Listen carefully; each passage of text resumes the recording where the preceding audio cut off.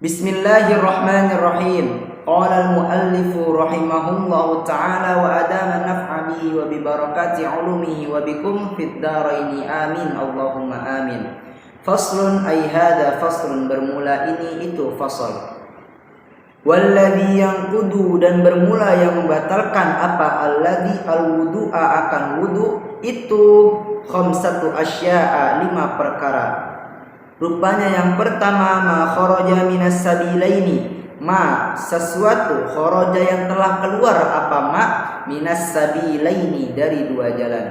Wan naumu, dan yang kedua tidur, ala ghairi hayatil mutamakkini, atas selain sikap yang tenang. Wa zawalul aqli, dan yang ketiga hilangnya akal, bisukrin dengan sebab mabuk, au maradin atau dengan sebab sakit. Walam surrajuli, dan yang keempat menyentuhnya seorang laki-laki, al-mar'ata akan seorang perempuan, al-ajnabiyata yang bukan mahram, min ghairi hailin dengan tanpa pencegah. Dan yang kelima, wa massu farjil adamiyyi, dan menyentuh kemaluannya anak Adam, bibatinil kaffi dengan telapak tangan, wa massu halqati duburihi, dan menyentuh lubang duburnya anak Adam atau lubang duburnya manusia, alal jadidi atas kaul yang baru.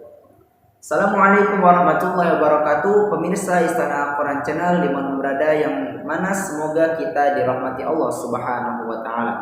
Pada kesempatan kali ini, di video kali ini kita akan melanjutkan pembahasan kita, kajian kita tentang Matan Wayah wa Taqrib karangan Al-Qadi Abi Suja' Ahmad bin Al-Husain bin Ahmad Al-Asfahani, yang mana pada kesempatan kali ini kita akan membahas bab tentang apa-apa saja yang membatalkan wudu kita. Langsung saja kita masuk pembahasannya. Kata mu'allif hadzal kitab, walladzi yanqudul wudu'a sittatu asya'a. Sesuatu yang membatalkan wudu kita ada 5 perkara. Yang pertama, kata mu'allif, ma kharaja minas sabilaini, sesuatu yang keluar dari kita punya 2 jalan atau kubur dan dubur. Nah, jadi kalau kita buang air kecil, buang air besar, atau mengeluarkan sesuatu dari 2 jalan yang kita punya, maka itu sudah termasuk membatalkan kita punya wudu dan harus berwudu kembali ketika ingin melaksanakan suatu ibadah. Lalu yang kedua, kata mu'allif hadzal kitab, wa naumu ala ghairi hayatil mutamakkini, dan tidur selain dengan sikap yang tenang. Nah, apa sih dengan sikap yang tenang itu? Sikap yang tenang adalah ketika kita tidur, kita punya dubur kita punya dubur menyentuh bumi dan tidak ada kemungkinan untuk kita buang angin.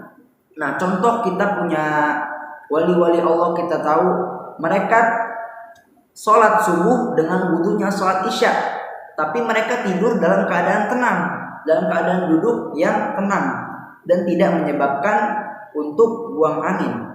Kan kita tidur biasanya rebahan dan kita bergerak-gerak, nah itu dalam posisi tidak tenang dan membatalkan kita punya wudu. Lalu yang ketiga, kata mu'allif hadzal kitab, wa zawalul aqli bisukrin au maradin, dan hilangnya akal dengan sebab mabuk atau sakit. Nah, misalkan kalau kita sakit, kita pingsan misalnya, nah hilang tuh akal kita, atau kita mabuk, hilang akal kita, nah itu sudah menjadi batal kita punya wudu.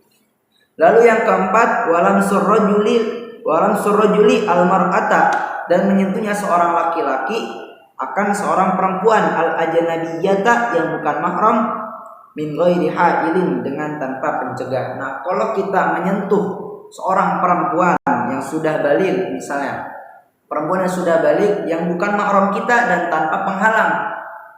Nah, gimana sih tanpa penghalang itu? Nah, jadi misalnya kita nyentuh langsung ke kulitnya. Kalau nyentuh masih kehalangan sama kain atau baju, nah itu belum dikatakan batal.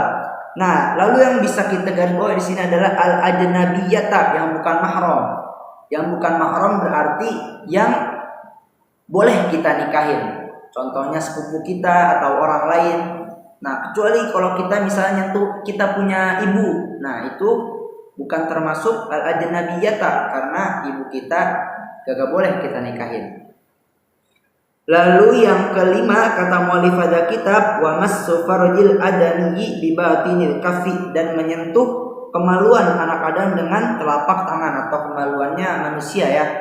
Nah, kalau kita nyentuh kemaluan pakai telapak tangan nih, kita punya telapak tangan, batal wudhu kita. Mau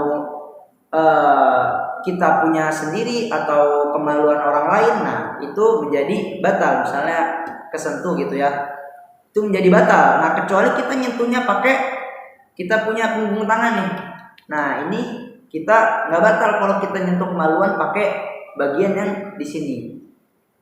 Lalu wa massu halqati duburihi, dan menyentuh lubang duburnya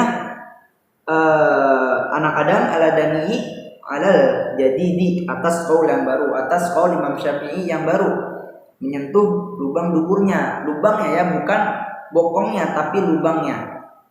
Jangan sampai kita salah kaprah atau salah mengerti. Nah, jadi itulah yang tadi saya sebutkan, hal-hal yang membatalkan kita punya wudhu. Kalau kita sudah tahu ilmunya, ada baiknya kita menghindari ketika kita mempunyai wudhu, kita menghindari melakukan hal-hal yang tadi saya sebutkan, agar menjaga kita punya wudhu dan agar dilindungi oleh malaikat selalu. Mungkin cukup segini saja pembahasan untuk kita kali ini.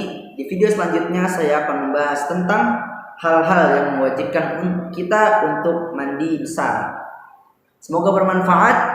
Kurang lebihnya mohon maaf. Wassalamualaikum warahmatullahi wabarakatuh.